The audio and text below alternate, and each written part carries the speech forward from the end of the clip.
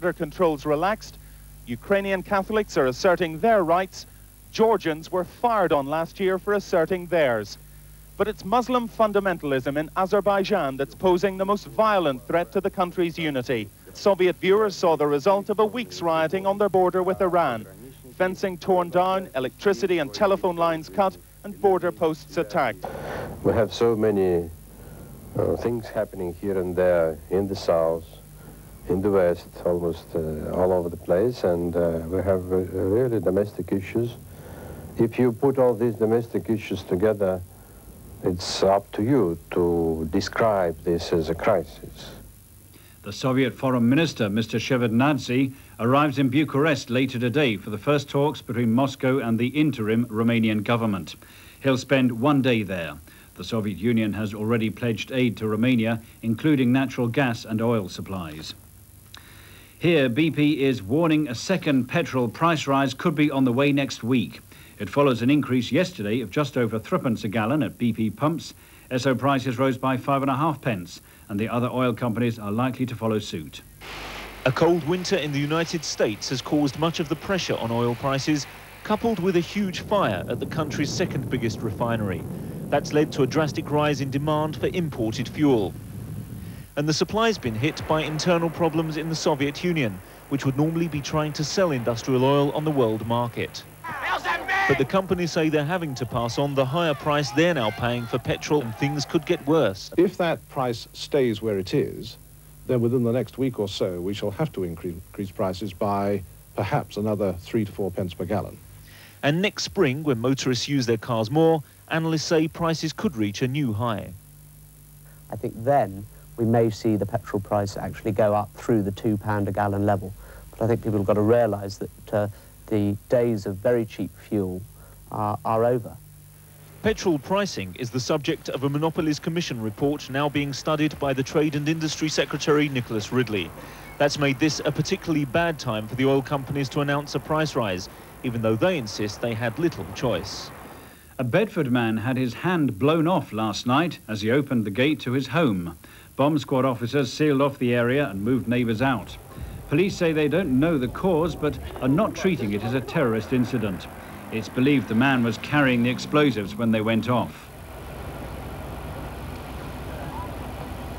One of our explosives sniffer dogs showed great interest in a rucksack which was found on the front doorstep of the house. An officer did investigate, and what appeared to be powder, possibly explosives, was found in the rucksack. The bomb squad were called, and they have carried out a controlled explosion. The victim was taken to a specialist unit at Mount Vernon Hospital in Northwood, Middlesex, where he's understood to be very badly injured and in deep shock. The Labour MP, Mr. Ron Brown, has decided not to give evidence at his trial. He's pleaded not guilty to charges of theft and criminal damage to the flat of his former mistress. Mr. Brown's lawyer told the court the MP would not be giving evidence during his trial. But the court did hear Mr. Brown being interviewed on tape by the police shortly after he was arrested. The judge, John Gower, said it is very difficult to gather what is being said. With his wife close behind him in the public gallery, Mr. Brown listened intently to the tape, on which he could be heard insisting it was Mrs. Longden's current boyfriend, Dermot Redmond, who damaged her flat as he was trying to attack the MP. He was a very angry man, Mr. Brown said. He thought I was trying to resuscitate a relationship with Mrs. Longden. He thought I was some sort of threat to him. Mr. Brown said if he himself had caused any damage, it was only accidental when he was trying to defend himself. Asked by the police to explain why he'd gone to Mrs. Longden's flat, Mr. Brown said whenever he went into the chamber of the House of Commons, someone asked him about his relationship with Mrs. Longden. The MP said, I only wanted what she's got, what I thought could be compromising to me. Mr. Brown's decision not to give evidence means he won't face cross-examination in court about the criminal damage and theft charges which he denies. The jury is expected to give their verdict on Tuesday. The Football Association has charged Swindon's chairman, Brian Hillier, and the club's former manager, Lou Macari, with taking part in unauthorised betting. It follows a claim that Mr. Hillier won £4,000 when Swindon lost a cup tie to Newcastle 5-0. This is the match at the centre of the allegations, Newcastle's 5-0 victory over Swindon in the FA Cup 2 years ago. The charges that the Swindon chairman, Brian Hillier, and the then manager, Lou Macari, placed a large bet on their own team to lose. Under FA rules, no official or player is permitted to bet on any match. The People newspaper claimed they have the evidence. The stake, they say, was £6,500, the winnings £4,000. The paper printed what they say is a copy of the payout cheque. Mr Hillier refused to comment on the FA's charges. Macari, who's since become manager of 2nd Division West Ham, says only the matter's in the hands of his solicitors. The FA say there's no suggestion that Macari or anyone at Swindon was involved in fixing the result of the match.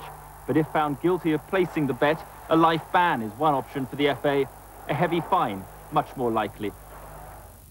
Well, we take a break now, then the world news, including a visit to a remarkable collection of historic clocks in the home of the man called California's Tick-Tock Doc. Stay with us.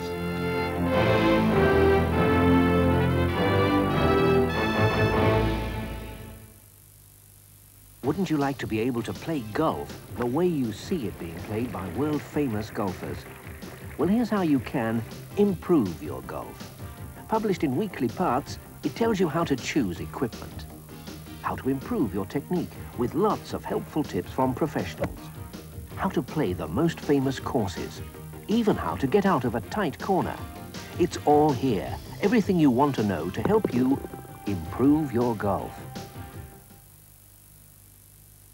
Mrs. Thomas has a very sore throat. It's very painful. I've tried everything. What about Chloraseptic from Vicks? Chlora what? Chloraseptic. It's so fast it'll start to work before we can finish this commercial. I doubt it. Chloraseptic spray action gets to work right where it hurts, right away. It contains a really fast-acting painkiller. But can it start to work before this commercial ends? Mrs. Thomas? That's amazing.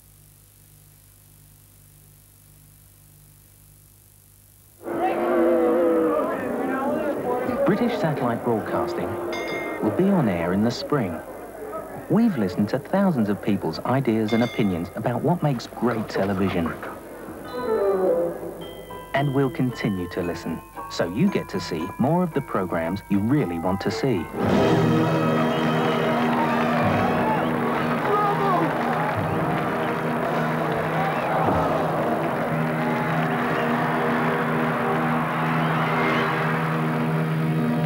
BSB, 5-channel TV. You watch, we listen. After bathing, some soaps leave scummy stuff behind, which could dry your baby's skin. But Infocare Baby Bath leaves nothing behind but baby soft skin. We experts recommend Infocare.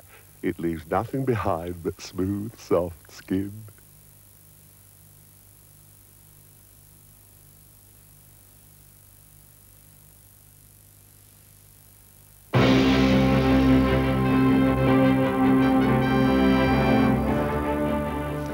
Hello again, it's 11 minutes past 5. President Gorbachev's problems at home, as we've already been reporting in the programme, are legion. But the revolutionary changes in Romania may give him the chance to solve at least one problem, as we hear in this latest edition of the ITN World News, presented by Guy Defay.